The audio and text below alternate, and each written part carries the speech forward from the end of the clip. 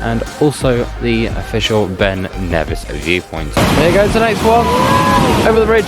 So a little bit of a fun fact, actually, while we're here, parked at the side of... That was cool.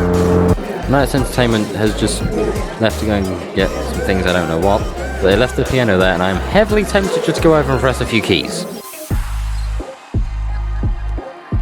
Good morning, we are back at the ever famous staircase that we've seen so many times, heading down to breakfast on day 5. It's actually been a pretty good so far. This is a sort of last day of adventures until the trip back home tomorrow. Wonderful. I've got to go back and edit, oh dear. But today, like usual, going down to breakfast, and then we're going to see a power station, which is interesting. So I've not been inside a power station before, and who knows, if we get to the inside of there, they might be able to charge my phone for me. And we also get to have a look at a town called Oban, which I have never even heard of until we got here, which is also going to be very interesting, because I'll be intrigued to see what's there. It also seems like I've had quite a fair bit of rain overnight, because it weren't like that earlier. Anyway, onward to breakfast, see what we've got for choices today, and also I wonder what we've got for entertainment, whether they've not changed the entertainment thing yet. Okay, cool. Also, the fun thing is when you walk down here, you look up and you see that looking at you.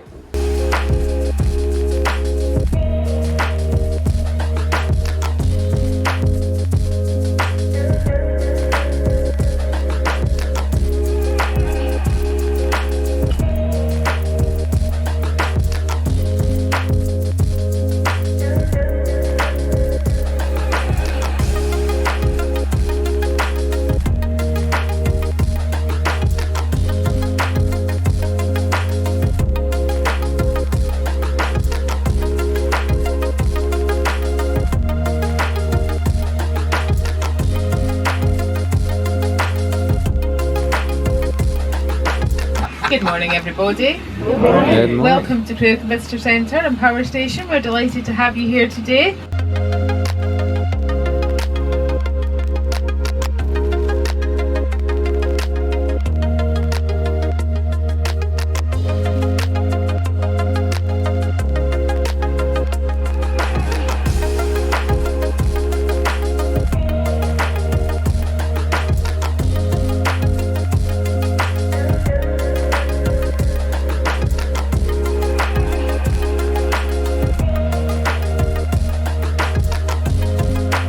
Those tunnel tigers I was telling you about, this is a video of them in action. That guy there, you see his hard hat? Yeah. It's just basically compressed cardboard with a bit of hardener over the top of it. That's a jackhammer, you know, it's like a pneumatic drill that you used to use for digging up the roads, handheld type. That's some drilling in. That's the remains of one of the drills there on this little plinth.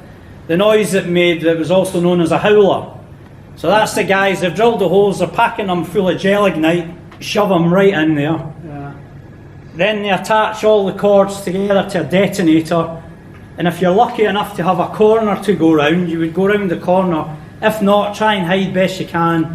An old-fashioned hanky over the nose, shut your eyes, maybe put your fingers in your ears, and wait for the bang. Wait for all the dust and debris to go flying past you.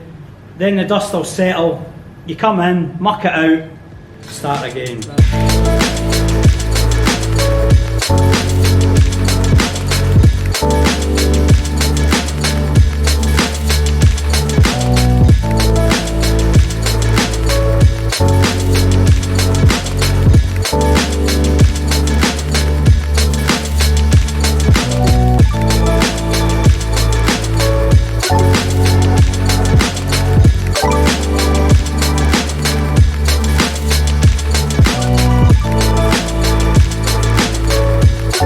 So I don't know how long I can really make this clip, because we're currently being told by a tour guide to get back to a minibus, but we are currently many miles under a giant mountain known as Ben Krugen.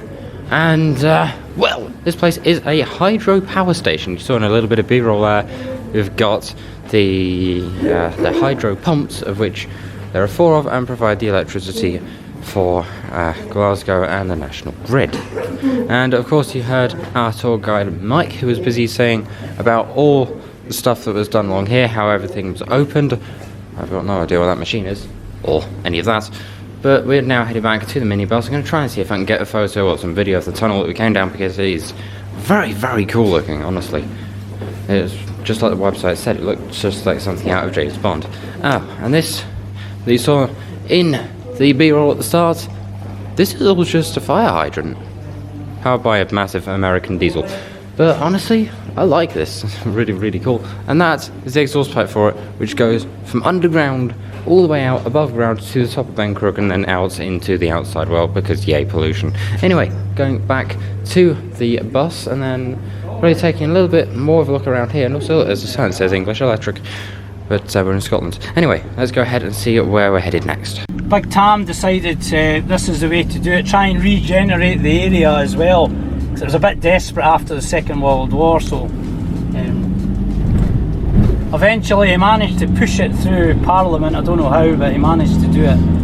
Do you remember Michael Fish saying that there was not going to be a storm? But there was, and it washed away all those cages and all the rainbow trout escaped. 1.5 million rainbow trout swimming around, but not for long, because all the locals heard about it and you couldn't get moving for people coming in and pulling out all the rainbow trout. And then you couldn't go anywhere locally and get something to eat. It wasn't rainbow trout.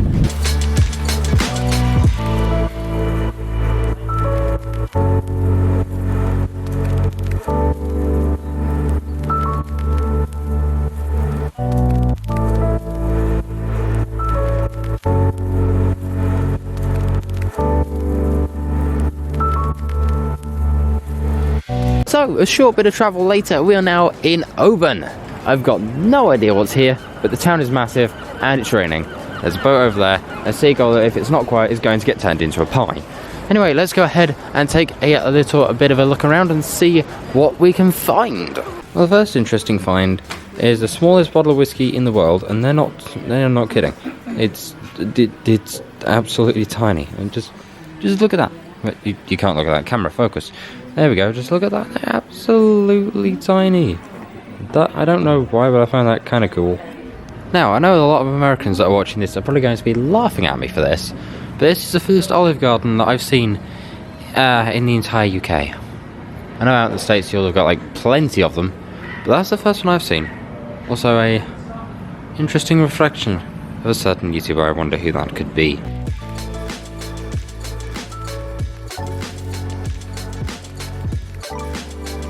So, shortly after we had that wonderful burger, I really don't know what they did to make it how it did, but it was really, really nice. But now, it's absolutely chucking it down.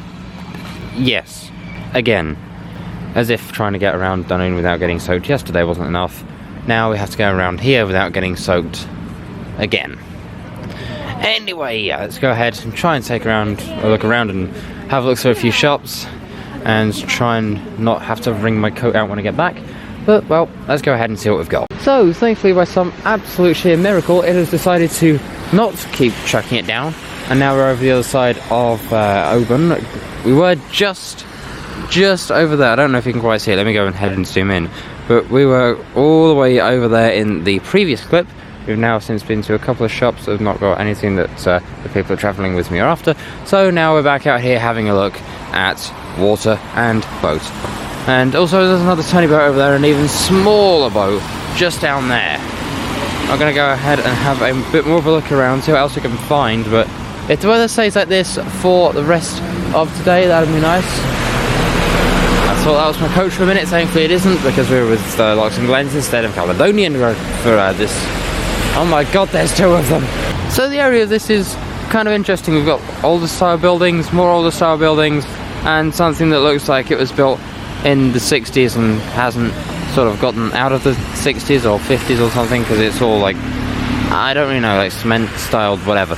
But anyway, let's go ahead, take a bit more of a wander around, and when I find something, the camera will go back on again, unless it's raining. So I've wandered a little bit further down. We were all the way down there, so we've had a look all the way back up here. I mean, there's some interesting stuff. There's nothing too major, but there is a sweet shop over there, which is pretty cool. And apparently the place is having a sale, or a sale. No, it's sale. But there's obviously quite a lot of stuff. It's Pretty cool. And this one's being completely redone. I don't know what it's going to be, but it's going to be something.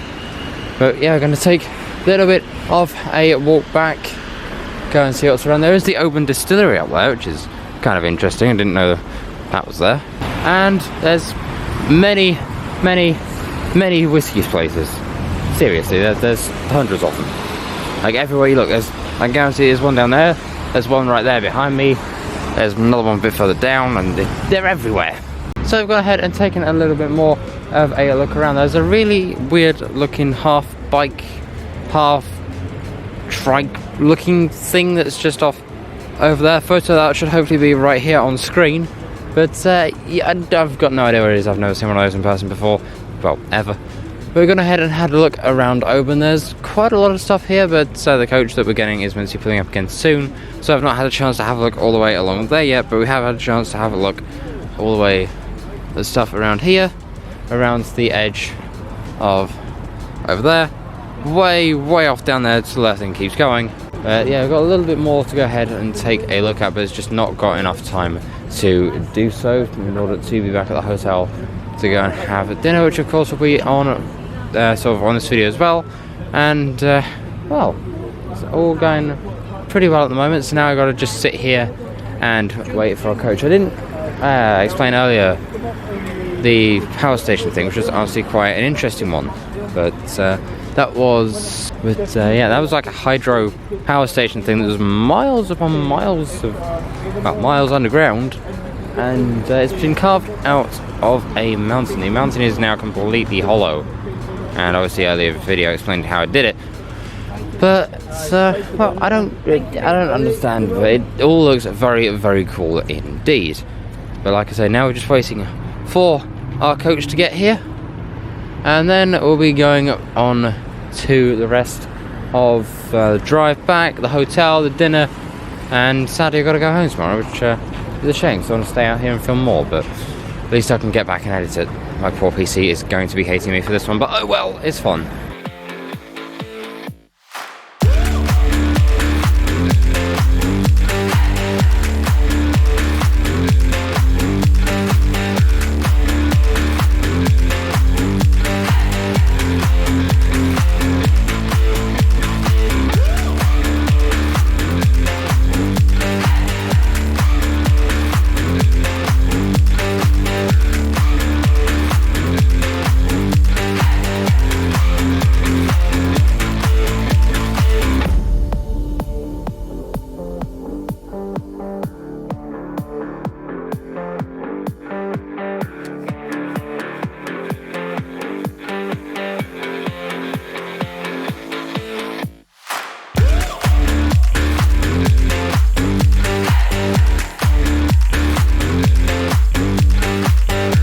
Right, going back down to dinner now. I've got absolutely no idea where I finished off the last clip because my memory is shocking. But walking down here, there's a whole table of stuff just there. I've got no idea what it is, what it's for, what it does, or what it doesn't. But there's a whole table of things, and I really do not know, but I'm very intrigued, and we're about to find out what it is. Right, let's take a look at just what half of this stuff is. Because we've got Glenapin things, a door, and then we've got a lot of the things that have been moved, I think, from probably the areas down there, because I don't think all those are open, which could be... No, there's stuff down there. Well, I've got absolutely no idea. But while I'm here, hat for you, you, and yes, you as well.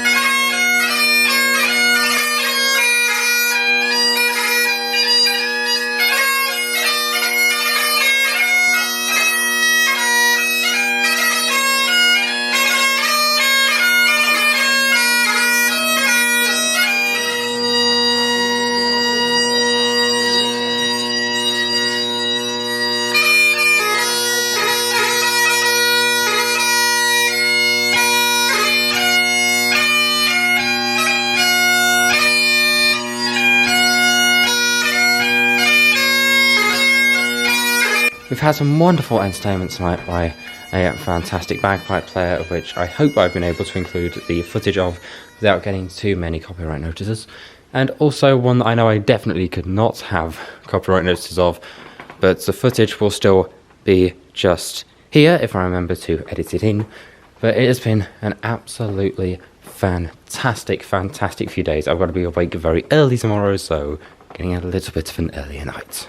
Although I say early, it's still 25 past 10, and I've got to go and get my suitcase sorted and just figure out what I've got to have for breakfast. But oh well. The fun bit is this hotel, which I didn't mention throughout the video, is meant to be haunted. Yeah. So if you notice anything odd throughout this video that seems like it was a sort of haunting or a ghost or not that squeaky of a door, do go ahead and let me know in the comments if you spotted anything, because I've most likely missed it. But other than that, it has been a fantastic few days, and I will speak to you in the morning for day 6, the sad drive home. But first, it will definitely be breakfast, so I'll go ahead and see you in day 6.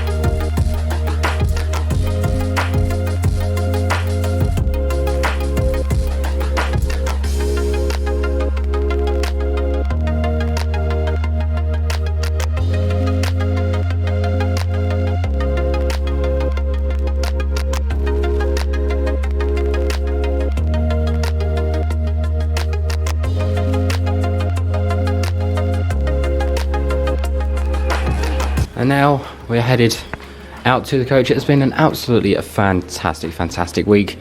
And yes, they even have stuff that you can buy here, which is awesome. Go do that.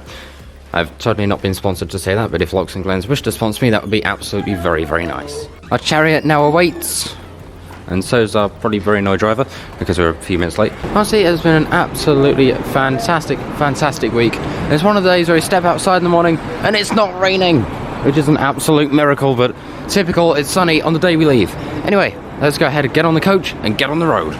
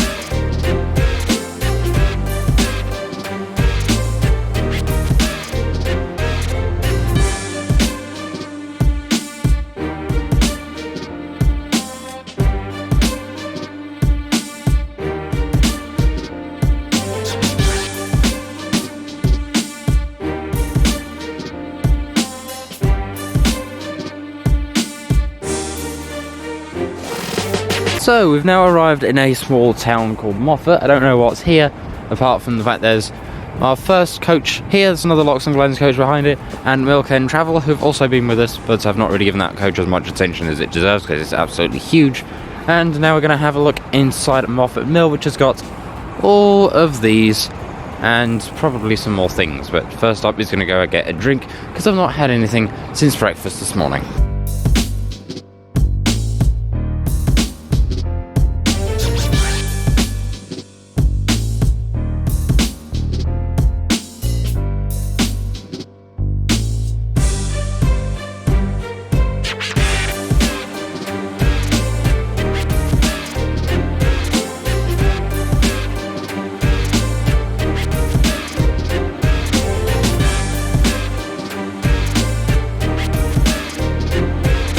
So I've had a look around inside that little Moffat thingy. It's a cool little town down that way, but we spent most of the time in here, which is interesting because they had, well, many things. They had like a kilt area that showed you how they were made, and it was all kind of really interesting because they had the machinery and all sorts of cool bits and pieces. And just like everywhere else in Scotland, yes, there was indeed yet another whiskey shop just like Oban, because there's hundreds of them. And there's also a lot more. It's kind of like a closed clearance outlet at the edge of Moffat Mill, but well, it's still fun anyway. And the fun thing about being in Scotland is I've kind of sort of half picked up the Scottish accent, and it just ended up merging with my regular accent at this point. But oh well. Although, to be fair, it's fantastic. I've thoroughly enjoyed this week. And the best bit is you can see all the coaches are here. We've got Trevor's way off over there, we've got Dave's, and we've got Steve's. Although we're on Dave's, which is quite speedy, let's just put it that way. But it is a lot of fun, I love it. Absolutely love it. And getting filming from the front too.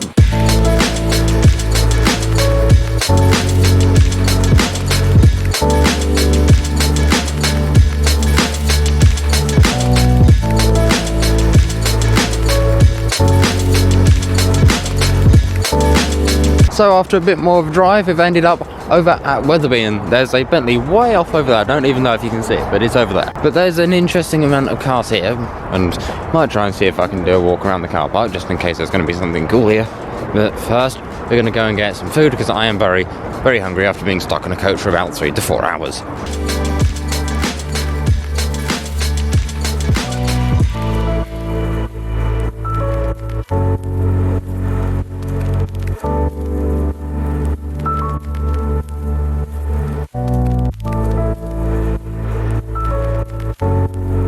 So the weather has since turned very windy, so I'm putting the new mic muffler, putting this thing through its paces. But so yeah, it's going to be it for part 3 and day 6 of Tech's Scottish Adventure, and kind of the finish of this little mini series until I go back on holiday again and film more things. But yeah, I've honestly really enjoyed this. It's been an absolute blast. Travelling with Lochs and Glens has actually been really fun. Our driver's been brilliant. And the staff over at the local hotel are amazing. Genuinely amazing. But yeah, for Lochs and Glens, like I say earlier, if they happen to see this video and want to sponsor me to do another trip with them, please. But why is there part of a car over there? I have too many questions. But yeah, we'll get back on the coach. So thank you very much for watching this little series, and I'll see you in the next IRL adventure. Goodbye.